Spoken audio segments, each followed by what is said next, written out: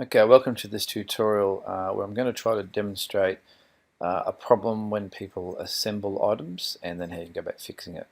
So consider that you're doing an assembly, and the correct technique is when you do an assembly is to bring the first part in. So I'm just going to use this tow bar as an example here. So I click on open,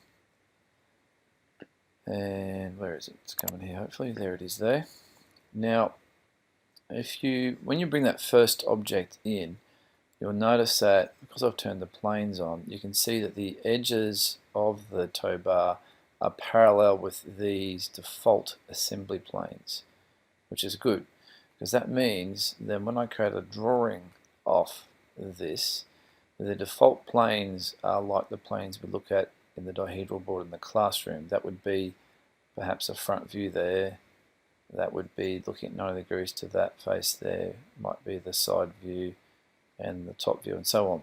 The problem is when people bring in their first object and they don't fix this first object in place. Let's say you accidentally did this. Let's say you swung that around a bit and then you fixed this in place.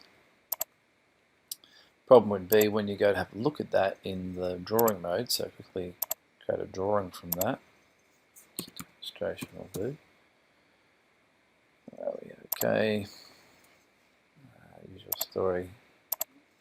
I don't get too worried about too many things here.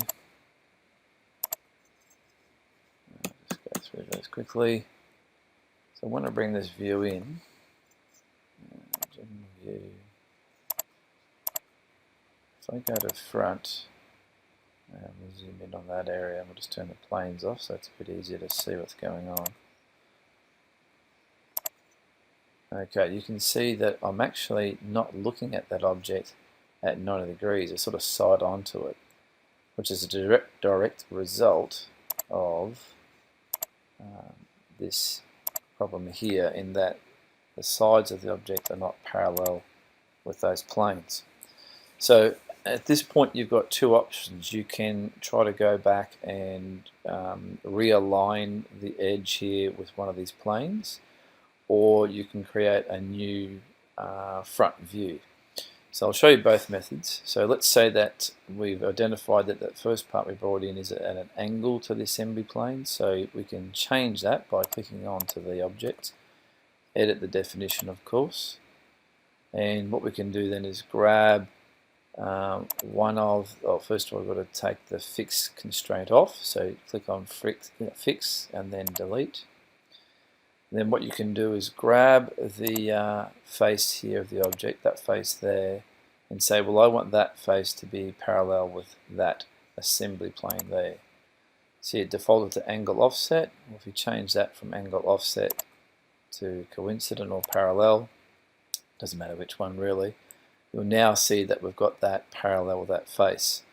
And the other thing to do, I suppose, would be to put two constraints on it then. So go new constraint, and you do this top face there with this base work plane there. To select, and then you've got two constraints holding that in the right spot. Click OK, go back to the drawing, and you'll see that the problem has been fixed. So we'll just project one off there to show it, make it easier to you. Okay, so that's method one, where you actually then take the fixed constraint off and realign it. The second method is to just go back to the assembly and let's redo that, put it back to a funny weird angle again. So I'll just quickly get rid of these constraints, delete that one, delete that one. I'll just put on a bit of an angle. Oops, I can. There we go, a bit of an angle there, and I'll just fix that in place. And there we go. So the other method then is to create a new front and top view. I'll turn off these planes, they're a bit confusing. So we can do that by reorienting the view and saving that view as a different name. So to do that, there's a couple of buttons you could push, but if you come down to the AB button, which is your viewing options, come to the very bottom there's a reorient button, click on that. And here the default one that's coming up is saying, well, it's asking us to redefine a front view and also a top view. So in this case here, if this is clicked on front view, and we can see the collector below that's asking me to select a surface that I want to then be the front view. So in this case I'm going to select that surface there, and you can see it stores that surface in the collector. And then it also needs not just one plane of reference, it needs two, so it needs also a top view. So you can see it's highlighted there. So we'll now go to the surface at 90 degrees above that front view, like we would on the dihedral board. And we select it, and you can see it spins it saves that surface and it spins it around. Now that's half the object. Then what we have to do is save this view. We have to give it a new name. So I'll just call this one front demo, that'll do. And if I click save, click OK, nothing seems to have happened much here, but if we go to the drawing,